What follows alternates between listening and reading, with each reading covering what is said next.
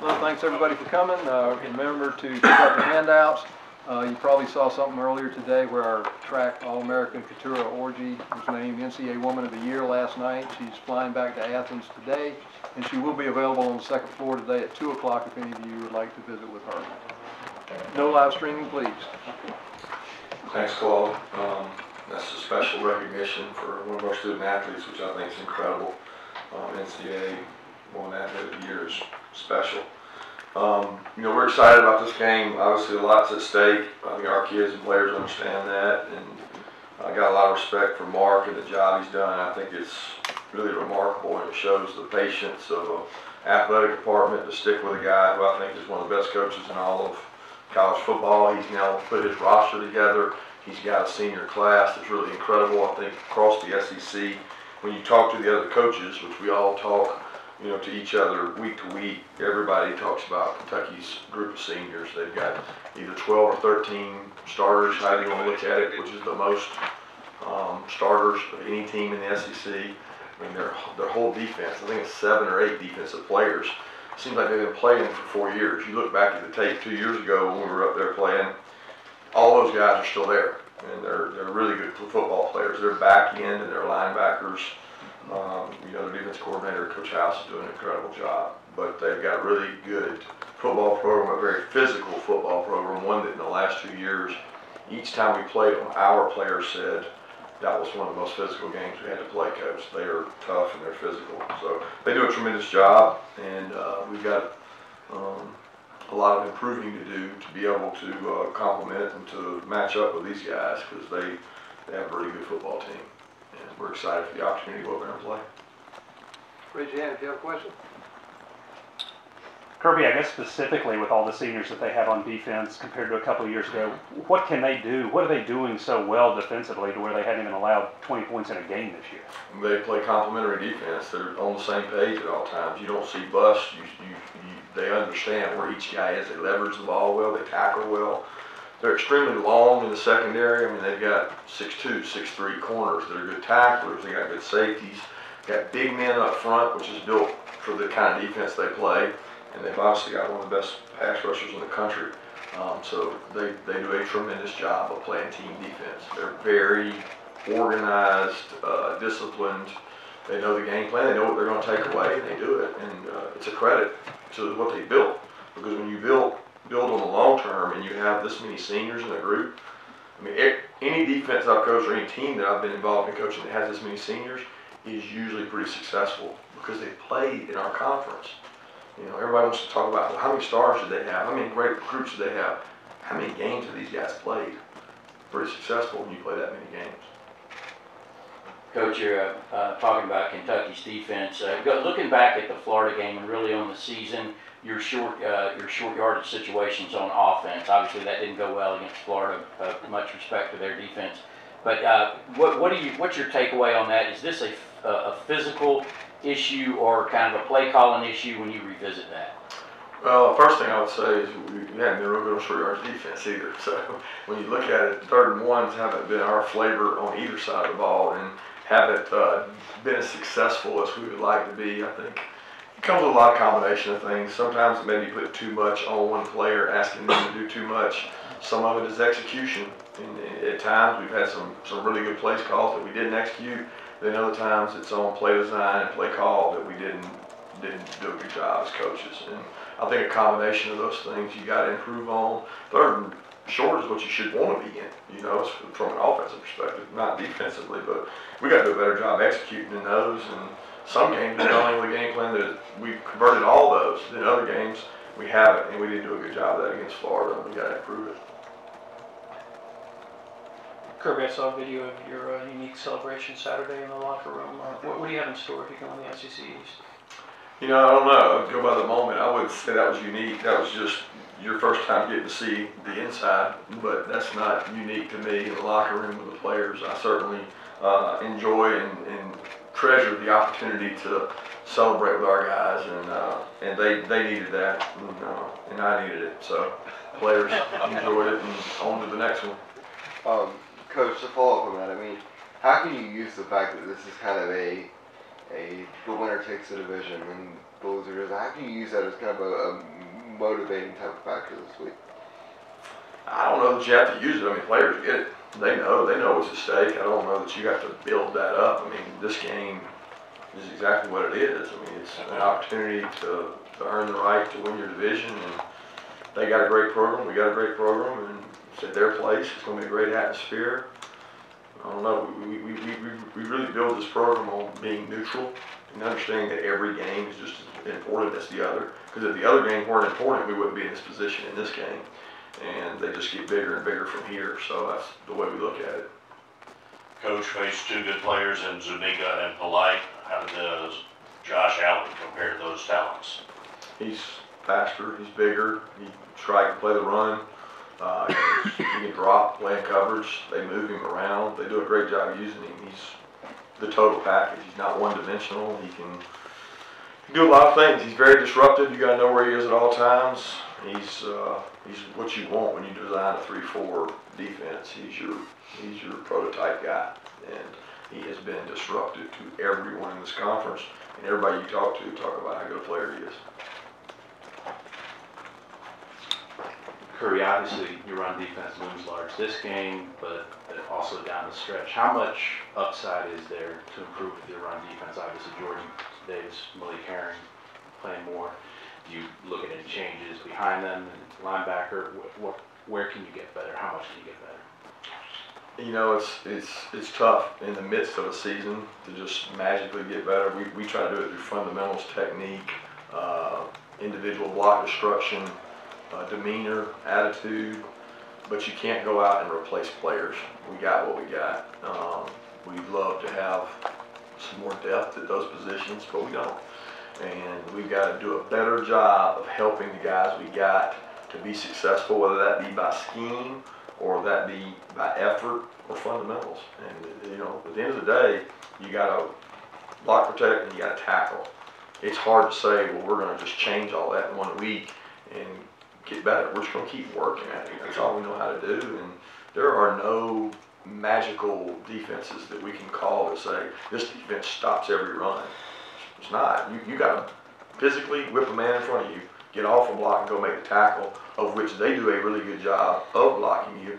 And they got one of the premier guys in the country touching the ball, who's probably the best I've ever seen with his vision. I mean, he never misses a hole. He sets his blockers up, and he does not want to be tackled. You got to go in with a willingness to be more physical than him. So, I mean, to answer your question, it's not going to be easy. We got to do a good job of playing with a little better demeanor.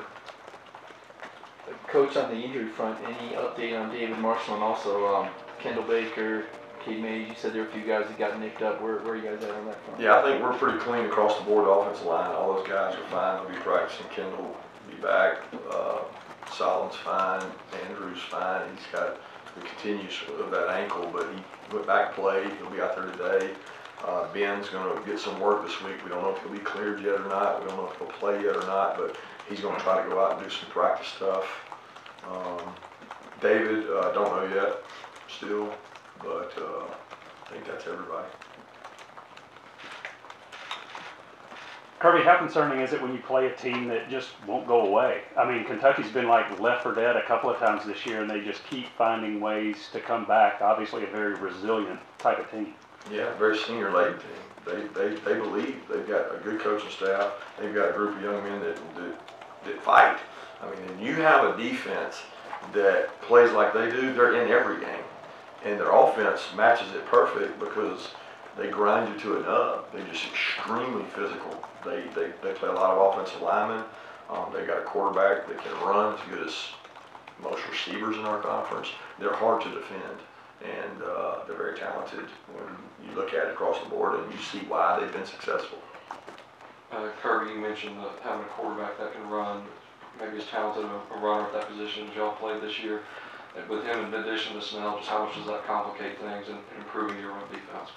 It makes you have to tackle people. You got to tackle people in space. You got to be good tacklers.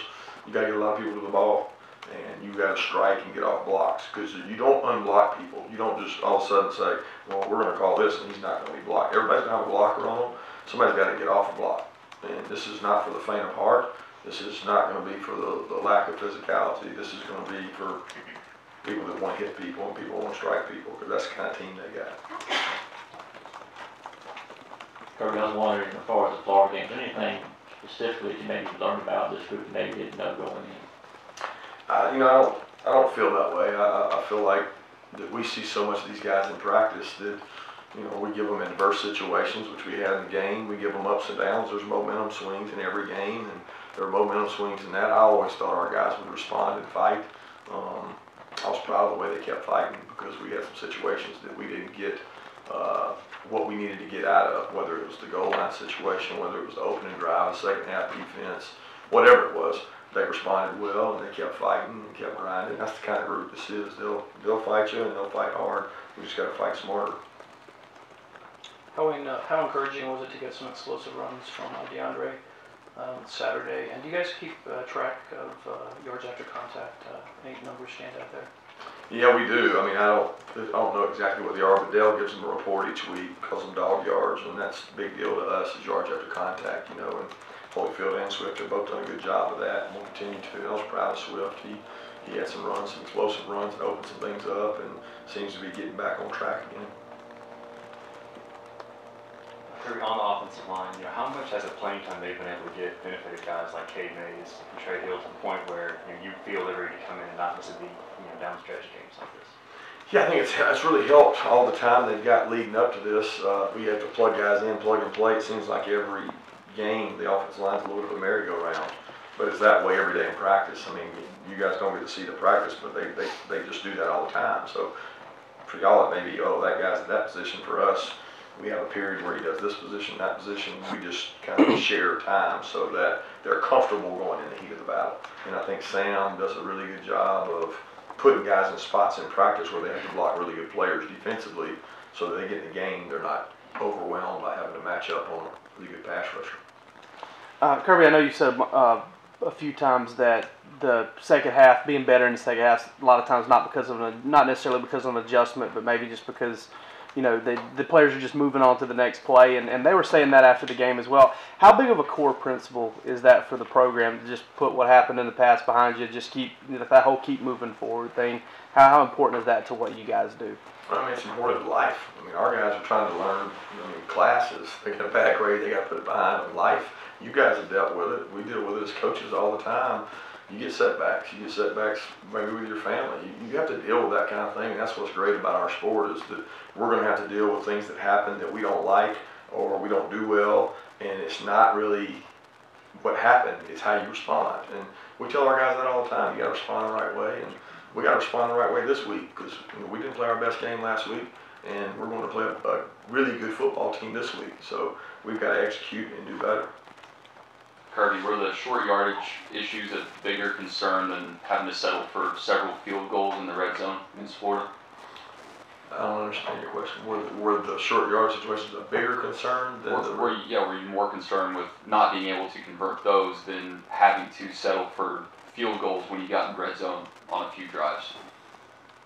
Well, some of the field goals were because we didn't convert short yardages. You know what I mean? We had to kick field goals because we didn't convert short yardages. So I think the biggest thing that stuck out, and I'm through with that game, but that we did convert third downs to get us there, and 3 of the touchdowns I think were on third downs. So those were huge conversions, but they were long yardages. So we worked really hard on third and long a couple weeks ago. We got a little better at it. You know what I mean? Now we're not converting on third and short, so we just got to do a good job working on it all. Got to have a good plan and help our players.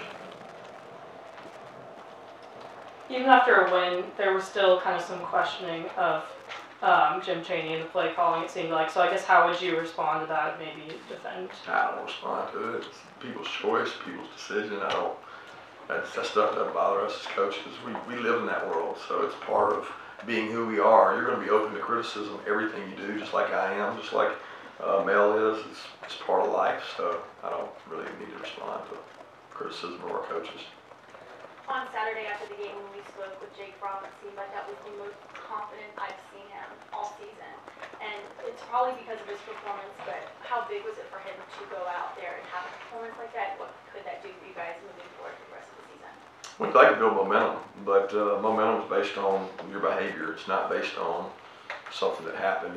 The next event will be determined by our behavior, not by something that happened in the past. And I think Jake acknowledges that. He'll continue to work hard, get better, try to build momentum off of what he did and how he played. And I think he'll be the first to admit he still could have played better. And we're always looking to get better as a team. And you hope that he uses that to build on, and hopefully that confidence becomes to build up for him. How much did the foot injury set back how you envision using Tyreek McGee this year, and what the role in the defense now for him? How big is it? Well, the foot injury probably cut back his reps and his volume. We had to be smart because we can't give him we cut down his yardages in practice. We looked last year what he did and what he did this year. We cut down some of that, but it probably hasn't cut down his playing time because he's a good nickel star, good role player there, and does a good job. But he probably wouldn't be playing a corner. He probably wouldn't be playing at safety. But he's at the position he plays. He just doesn't take as many reps in practice.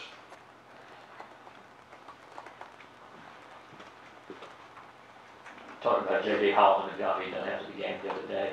But with him, has it been something that's been a gradual improvement, or did the light come on? Just kind of what has it been with him and let it be successful? I mean, everything's been gradual improvement, but he had some good games early in the year. If y'all remember, he had some really good games, and I think everybody just thinks that if you have a good game here, then you're definitely going to have a good game here. A lot of things are dictated by what play, when we call the play, what is the coverage, what is the defense doing, what hash is it on? Things that people don't think about, that determines maybe who gets the ball. And it's not like you can just go out there and say, we're throwing JJ the ball, he's hot. We're throwing Riley the ball, he's hot. It's dictated by what coverage they play, what defense they play, what hash we're on. There's so many multiples that you can't control where the ball may end up. What JJ's done is just grinded.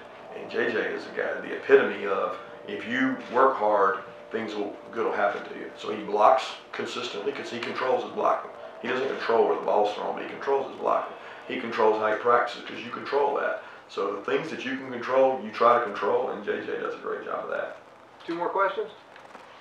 Coach, before the season, you talked about a number of guys that worked in the Wildcat. Do you guys still work that every week? Is that still part of the offensive package? We'll say that's classified.